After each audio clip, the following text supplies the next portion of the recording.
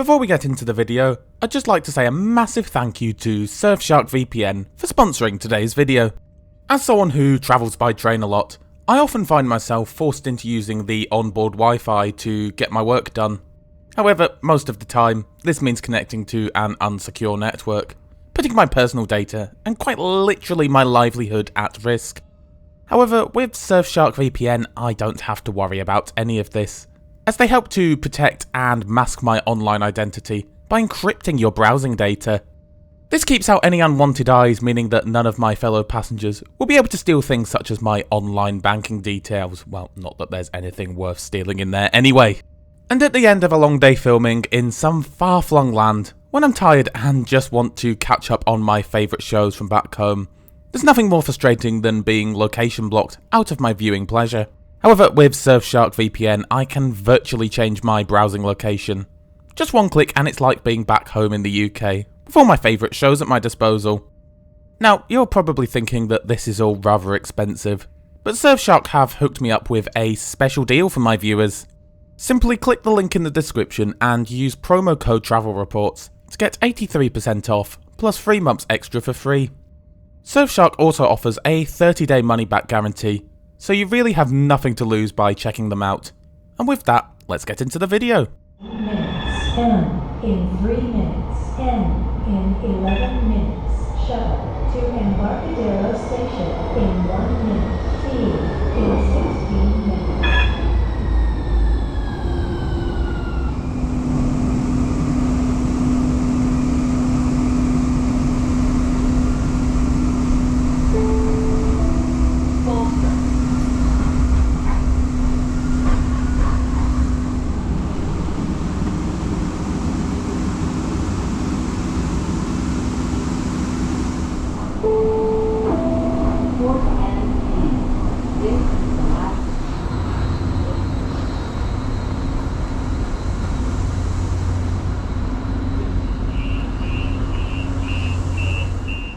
Hello, and good morning once again from sunny San Francisco.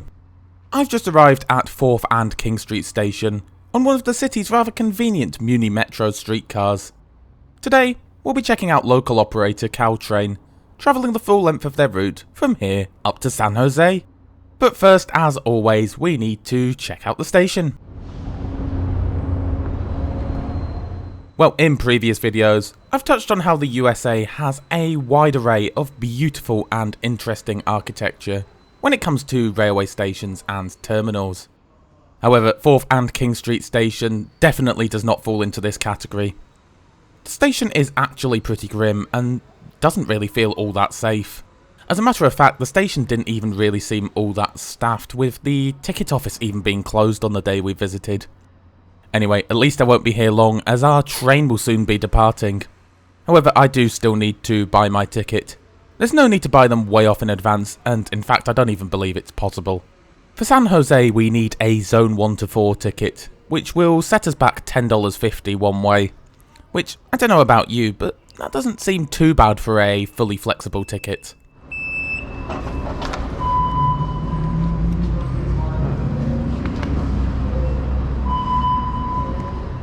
Then soon, the problems began. Unbeknownst to us, one of CalTrain's services had struck a car the previous day. As a result, understandably, some of the line is closed to allow for an investigation to take place.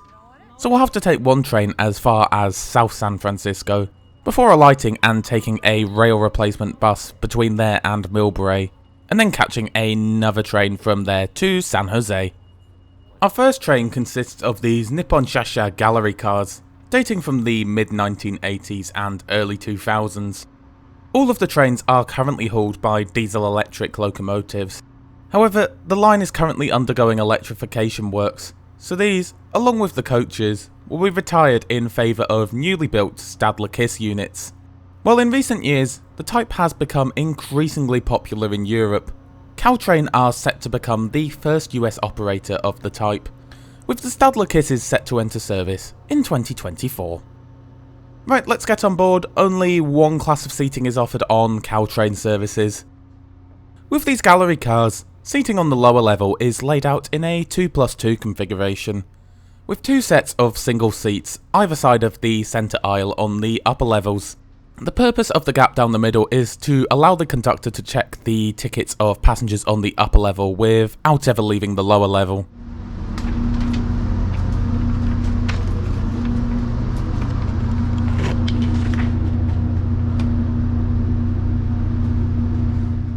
For a local train, legroom is actually okay.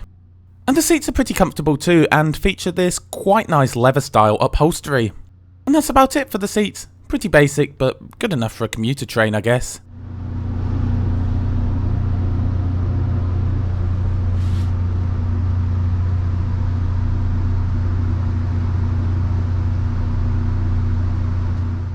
The journey to South San Francisco is just a short one, scheduled to take around 15 minutes.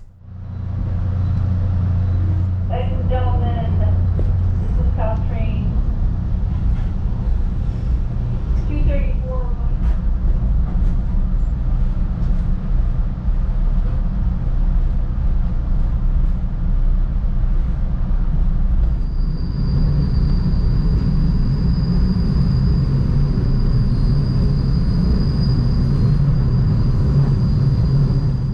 I must say, our first stop of 22nd Street must perhaps be one of the most threatening looking stations I've ever seen, being tucked away under a flyover.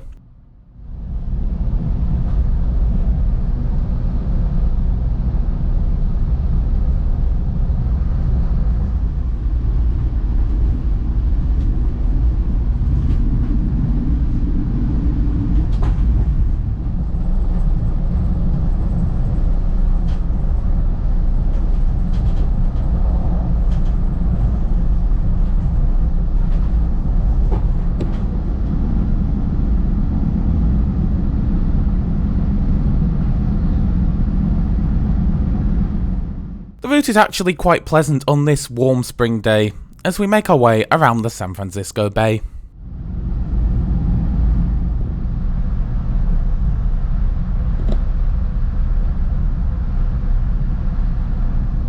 But everybody must be trained here in South San Francisco. This is where this train terminates. The bus will take you around where the accident was and take you to Millbrae, and then we'll be back on, and you guys will be back on your way.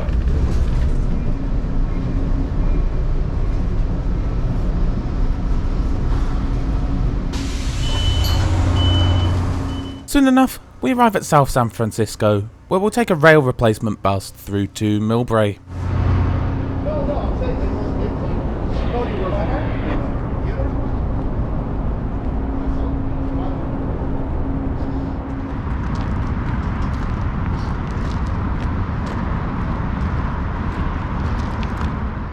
I had to chuckle a bit, as even the local news station had rocked up to interview passengers regarding the disruption. Anyway, this should be a fairly short bus ride, so I guess this isn't too much of an inconvenience. And hey, I guess it's just one of those things.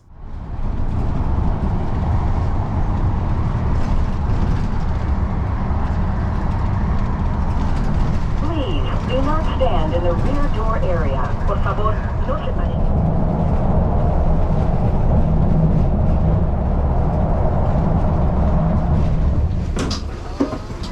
Doors opening. Puertas abriendo. Once at Millbrae, we don't have long to wait until the train that will take us through to San Jose arrives. This train is made up of the other type of coaches that CalTrain uses. These are Bombardier bi-level coaches, formerly of Metrolink in Los Angeles. These were purchased by CalTrain in 2015. And here's a quick look at the locomotive used to haul our train. It's an F40 PH-2 Cat diesel electric, and are very similar to what Amtrak used to use on their long distance services.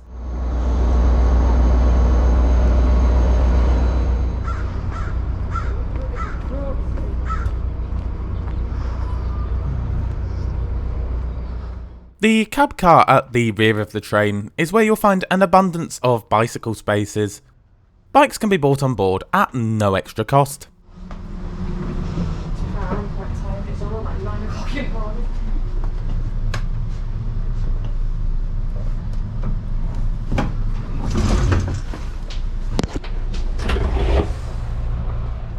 In terms of layout, these coaches feature perhaps a more traditional layout for a double-decker regional train, with 2 full levels of seating and stairs located at either end. I was quite surprised at just how smart the interiors of these coaches looked. The carpet is a very nice touch too, don't you think? Most of the seats are laid out in bays of 4, with every other bay also having a table. The seats themselves are the same as the ones featured in the gallery cars. These seats do, however, have access to plug sockets, which is certainly always an appreciated feature. And again, legroom is pretty good for a regional train. Anyway, before we set off, I think it's time we had a look around these coaches. Down the first flight of stairs, there's this sort of middle level near the carriage end doors.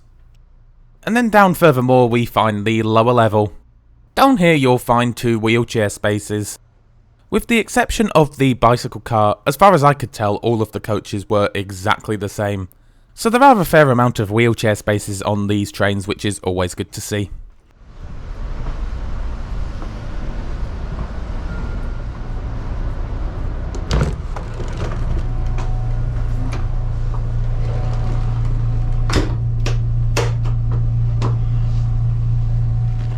As for the toilets, they were impressively clean and everything was working as intended. Good work, CalTrain.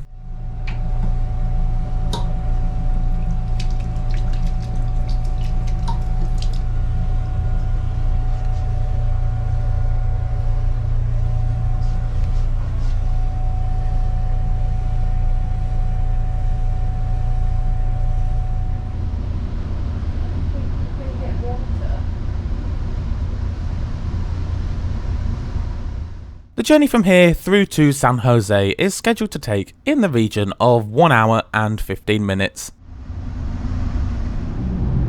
Wow, the London Underground really goes further than you think these days. Anyway, as we make our way out of Millbrae, we also pass a BART train. If you're curious to see what they have to offer, then be sure to check out the video in the top right corner of the screen now. On this stretch of track, we can certainly see that progress is being made on those electrification works I mentioned earlier, with overhead wires already up here.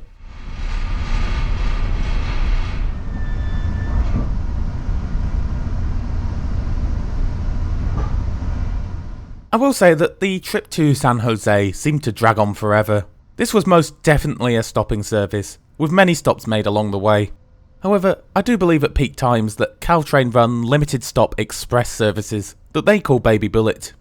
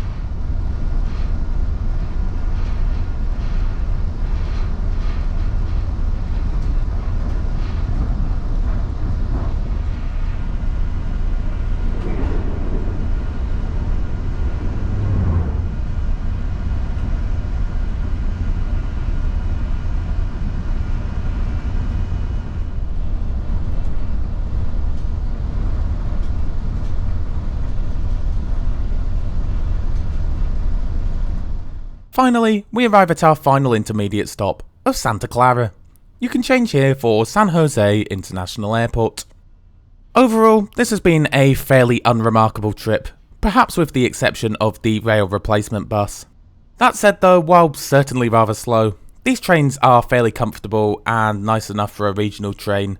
I also found the ride quality to be rather smooth, which is always good. However, it will be interesting to see what the new Stadler Kisses will bring to this route and CalTrain. However, as always, I'm interested to hear your thoughts and opinion on this trip in the comments below. Past the PayPal Park, we finally pass the CalTrain yard as we approach our final destination.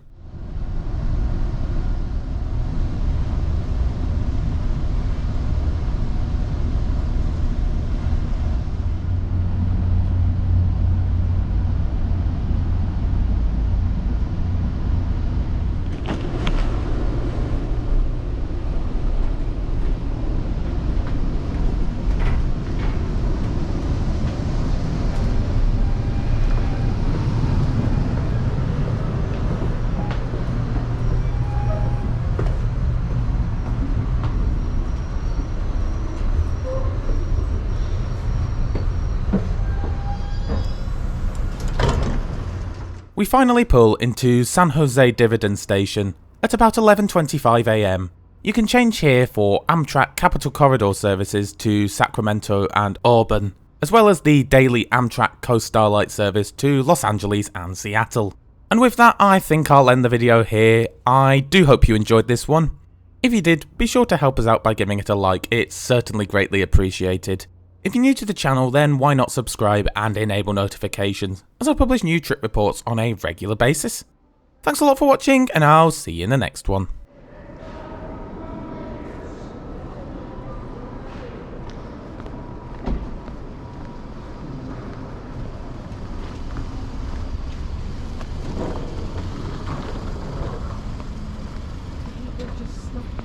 Hahaha.